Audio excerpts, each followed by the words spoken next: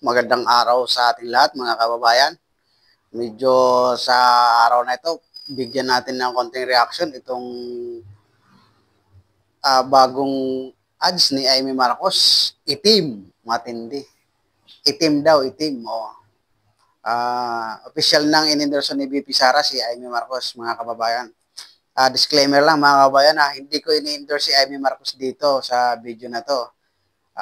Lalo na sa mga kapatid natin sa pananampalataya kay Kristo, sa mga kapatid sa Iglesia ni Cristo, hindi po tayo nag-i-endorse ng sino mang kandidato.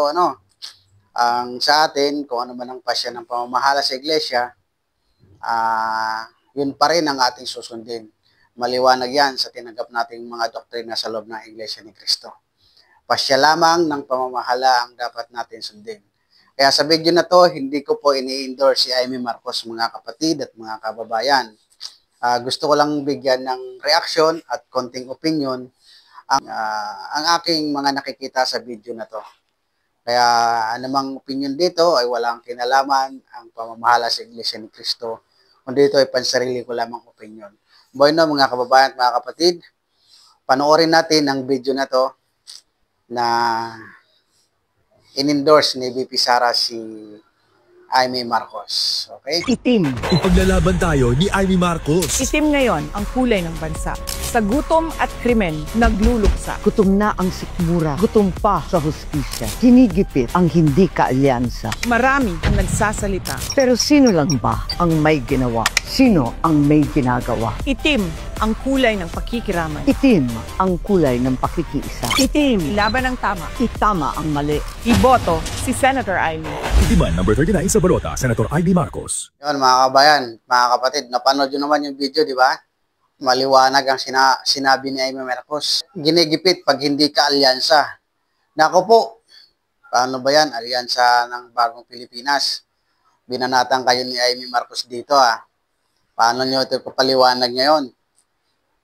Ano kayang masasabi dito ni Attorney Claire Castro? So, Attorney Claire Castro, baka naman pwede mo ipaliwanag ang bagay na to. Totoo ba na ginigipit pag hindi ka alyansa? Ako'y nagtatanong lang, Walang anumang malisya yan. Tanong lang sa akin. Totoo ba na ginigipit pagka hindi ka alyansa? Ayon mismo sa sinabi ni Amy Marcos, dahil itim na ang bansa, gutom na nga daw ang mamayang Pilipino, gutom pa sa hustisya, ginigipit pa pag hindi ka alyansa. Mabigat yan na paratang ni Amy Marcos, mga kababayan at mga kapatid.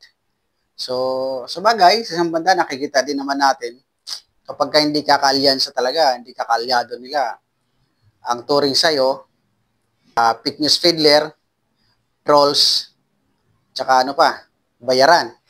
Ganon ang tingin sa'yo, di ba, ng alyansa kapag hindi ka nila kaalyansa. Ginigipit talaga, totoo naman, nakikita naman natin to, di ba? Pinapatawag sa TRICOM, lahat ng pinapatawag sa TRICOM, mga DDS vlogger lang. Hindi naman lang pinatawag yung mga nagsasabi talaga ng fake news, yung mga BBM vlogger na talaga namang, kagaya kaya yung si Sangkay, napaka-fake news nun. Si Sangkay Vlog, matindi mag-fake news yun, mga kababayan. Pero, dapat yun, pinapatawag sa TRICOM. Yun lang, mga kababayan, magandang araw sa atin lahat. Muli, sinasabi ko po sa inyo, lagi tayong manalangin para sa kapayapaan ng ating bansa. God bless.